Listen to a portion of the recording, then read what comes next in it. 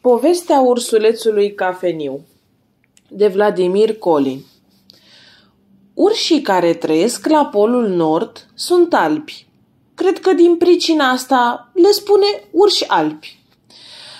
Ei, și iată că printre urșii cei albi de la Pol s-a rătăcit într-o bună zi un urs cafeniu. Un urs mare și frumos, care venea tocmai din munții noștri. Cum a ajuns el la Pol? Să nu mă întrebați, că nu știu.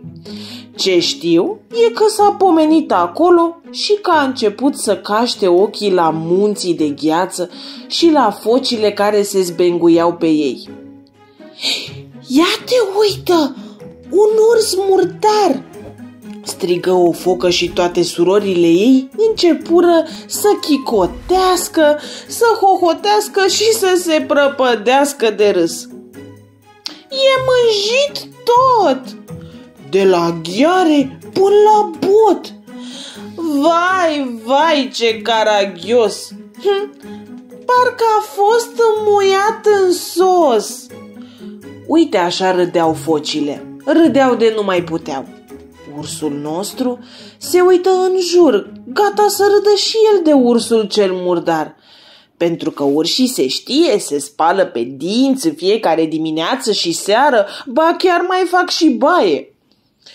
Când, spre marea lui mirare, nu văzu niciun urs. Nu cumva râdeți de mine?" întrebă el supărat. Păi de cine, măi, Martine?" Eu sunt curat," spuse și mai supărat Martin. M-am spălat chiar azi de dimineață." Dar focile nu-l crezură și râseră mai departe, așa că bietul urs își luă tălpășița mormăind. Și nu merse el cine știe cât, că se întâlni și cu niște urși albi. Fraților, strigă bucuros Martin, ah, ce bine îmi pare că vă văd! Cine-i urâtul ăsta care se crede frate cu noi? Spuse cu dispreț un urs alb. Ia te uită ce neobrăzare, vorbi altul. De ciudă, bietul Martin simți că îi dau lacrimile. Dar bine, fraților, nu vedeți că sunt urs ca și voi? Urșii, cum se cade, sunt albi, răspunse primul urs alb și fără a-l mai învrednici cu o privire, toți urșii albi plecară, legănându-și îngâmfați blănurile. Martin se așeză pe un sloi de gheață și începu să plângă. Făceam să bat atâta cale până la Pol ca să găsesc că aici nu mai bat jocoră, se întreba el. Vai, ce urși răi trăiesc printre munții de gheață! Și cum plângea așa, un pinguin se apropie încetișor. Hei, de ce plângi, ursule? Întrebă pinguinul. Cum să nu plâng, pinguinule, dacă urșii albi mă disprețuiesc și râd de mine?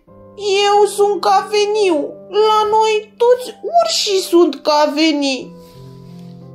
Pinguinul era o pasăre tare isteață. Ei, și numai pentru atâta lucru plângi? Hai, vino cu mine! Îl duse pinguinul într-un loc ferit și, cât ai bate din palme, aduse o bucată de săpun. Ia, săpunește-te bine de sus până jos, îl îndemnă pinguinul pe Martin. Și tu? Se supără ursul. Le-am spus și focilor că sunt curat, m-am spălat chiar azi de dimineață. Nu-i nimic, răspunse pinguinul. Fă mie plăcerea asta.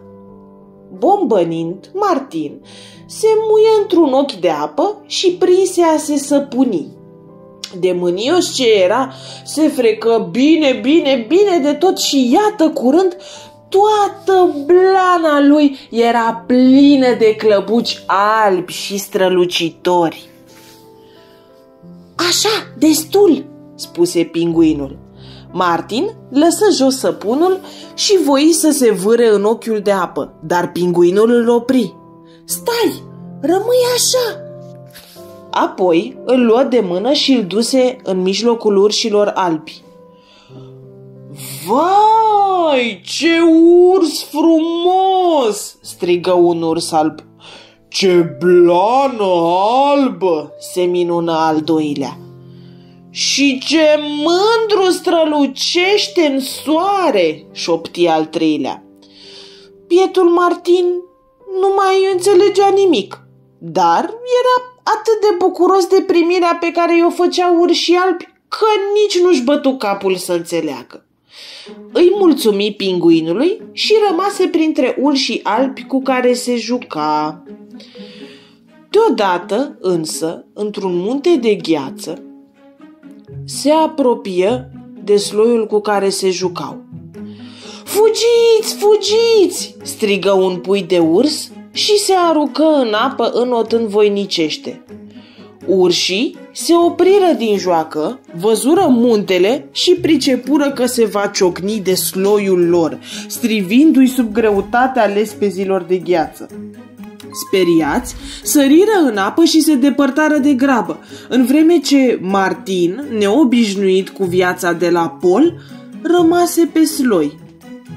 Când înțelese ce primejdie îl paște, voi să sară și el în apă.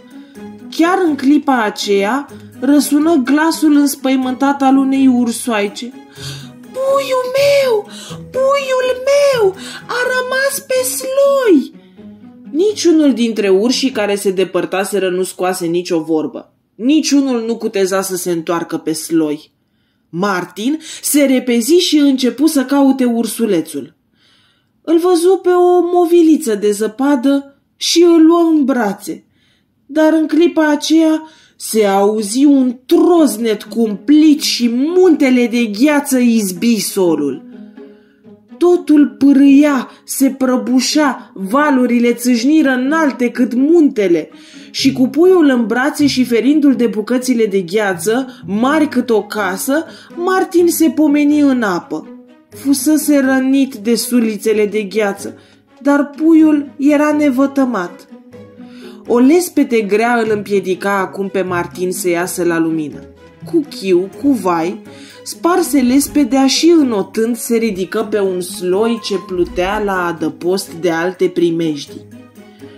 Mama ursulețului se repezi să-i mulțumească, dar când ajunse lângă Martin, încremeni.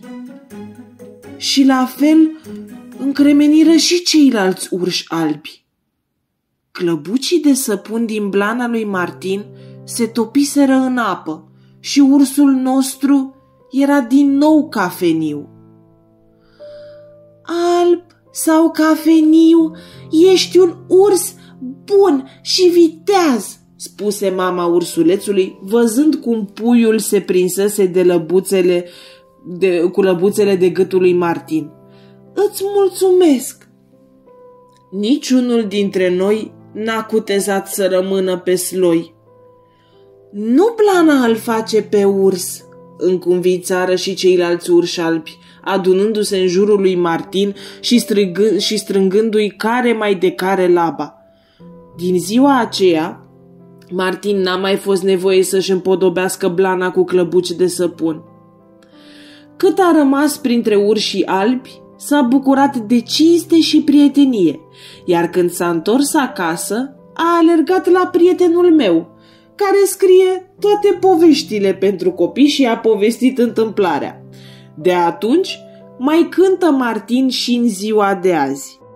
Crezi că-mi pasă că te știu, negru, alb sau cafeniu, inima să-ți fie dreaptă, eu te judec după faptă.